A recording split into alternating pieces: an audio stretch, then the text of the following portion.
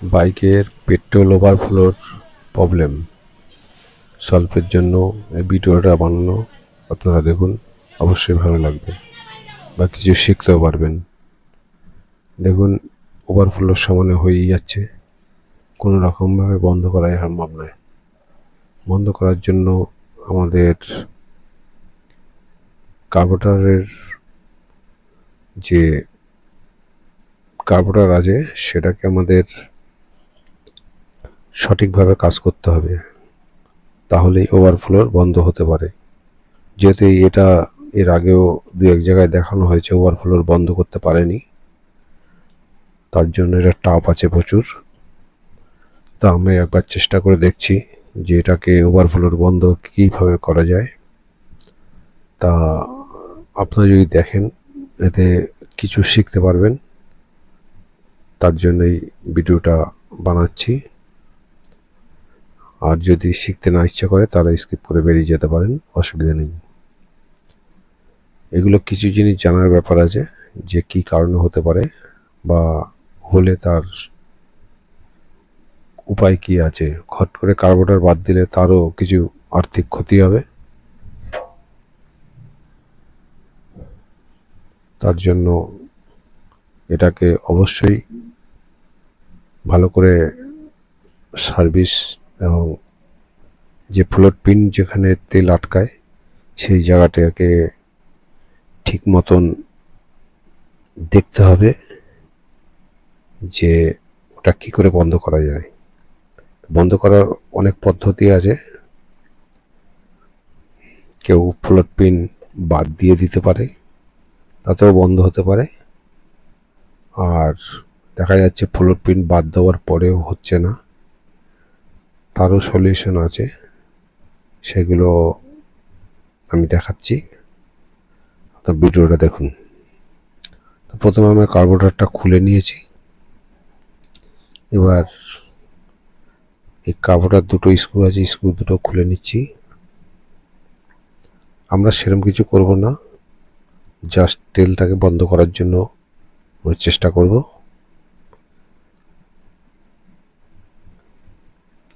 এই ফ্লোট পিনটাকে আমরা একবার বাদ দিয়ে দেখব যে সলভ হয় কিনা। এটা নতুন ফ্লোট পিন একটা নিয়েছি, নিয়ে আমরা লাগালাম। এবার দেখব এতে তেল বন্ধ হয় কিনা।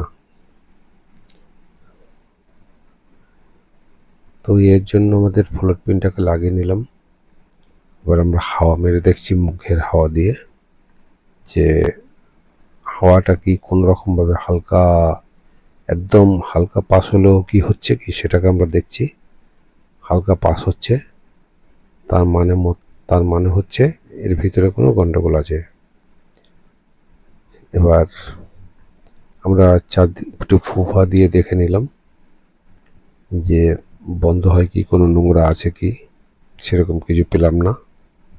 এবার ফ্লোরটাকে শুধু চেপেও দেখছি, তাতেও কাজ হচ্ছে না। তো এবার আমাদের যেটা করার,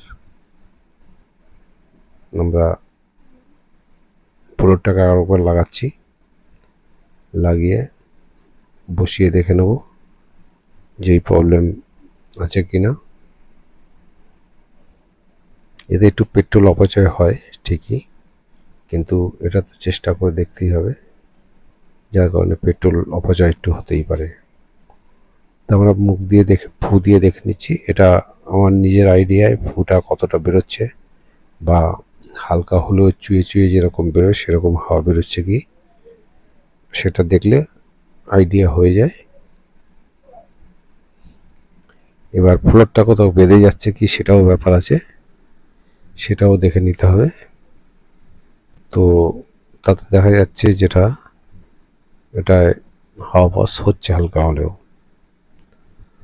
তো আমরা এবার একটা দেশলাই নেব, বারুদের দিকটা ভিতর ঢুকিয়ে যেরকম পালিশ করা হয় ভ্যালভ পালিশ, সেরম টাইপের করব। কারণ এই যে বারুদের একটা যে অংশ আছে ওটা কিন্তু একটুখানি শক্ত টাইপের, আর ওটাকে যদি পালিশ করা হয় তাহলে সলভ হবার 100% সম্ভাবনা। কারণ যেই জায়গাটা যদি ওখানে সূক্ষ্ম জিনিস খুব একটা সেরকম কিছু হয় না, হালকা নোংরা ফোংরা আটকে যেতে পারে, তার জন্যই এটা হতে পারে। তো আমরা ডেসলেটা দিয়ে ভালো করে পরিষ্কার করে নিলাম। নেবার পরে আমরা একবার দেখে নিচ্ছি যে এবার কি সঠিক কাজ হচ্ছে কিনা। ফু দিয়ে দেখে নিচ্ছি সঠিক কাজ হয়েছে। এবার আমরা তেল দিয়েও দেখে নেব, পেট্রোল দিয়ে। এই পাইপে পেট্রোল দিলাম। এবার আমরা ফ্লোরটাকে ছেড়ে দেখছি তেল আসছে, বন্ধ করছি, বন্ধ হয়ে যাচ্ছে। তার মানে যে নোংরাটা ছিল, মানে যে জায়গাটায় প্রবলেম ছিল, সেটা সলভ হয়ে গেছে। দেখুন তেল ছাড়ছি, পড়ছে, বন্ধ করে দিলাম, তেল বন্ধ হয়ে গেছে। এই গাড়িটা অনেক দূর থেকে হাঁটিয়ে আনতে হয়েছে, কারণ স্টার্ট হচ্ছিল না, ওভারফ্লো হচ্ছিল। ওভারফ্লোর আবার উপর থেকে হচ্ছিল, কারণ নিচের যে অংশ ছিল সেটা আগে পাইপটাকে আটকে দেওয়ার পরে উপর থেকে ওভারফ্লো হচ্ছে, গাড়িটা প্রবলেমে দাঁড়িয়ে গেছে। তো সেভাবে আমার কাছে নিয়ে এসছে ঠেলে। তো এবার আমরা কভারটাকে লাগিয়ে দিচ্ছি দুটো স্ক্রুর সাহায্যে। এরপরে আমরা গাড়িতে ফিটিং করব, দেখব যে প্রবলেম আছে কিনা সেটাই দেখব। তো আমরা দুটো স্ক্রু ভালো করে টাইট করে নিচ্ছি। এবার আমরা এটাকে গাড়িতে ফিট করব। তার আগে একবার তেল আসছে কি, তেলের পাইপ লাগানো আছে, তেল আসছে না, নিচেও দেখে নিচ্ছি। কারণ যদি গাড়িতে লাগানো হয় আবার খুললেও ঝামেলা। দেখুন তেল উপর থেকে পড়ছে, কাত করলে দেখুন পড়ছে, নিচে করলাম পড়ছে না, নাড়া দিচ্ছি তেল আসছে না। তার মানে আমাদের যে কাজটা করা হয়েছে সেটা সাকসেস হয়েছে। তো এরকম যদি আপনাদের প্রবলেম হয়, এরকমভাবে একবার চেক করে দেখতে পারেন।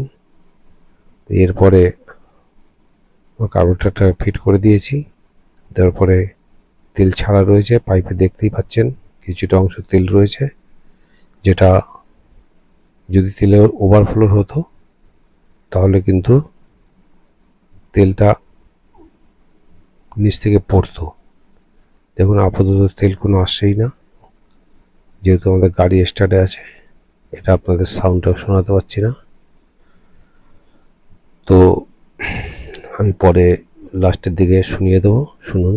এর সাউন্ড কিন্তু এখন আছে, আর তেল কিন্তু ওভারফ্লো হচ্ছে না, পুরো গাড়ি ঠিক, কোনো রকমভাবে তেল পড়ছে না। তেলের পেট্রোল ট্যাপ অন আছে, গাড়িও স্টার্টে আছে, কোনো রকম অসুবিধে নেই। Thank you. গাড়ির সাউন্ডেই বুঝতে পারছেন যে গাড়ি স্টার্টে আছে। ভালো করে দেখুন, তেলের কোনো প্রভাব নেই, তেল পড়ছে না, যতই ঠিক আছে।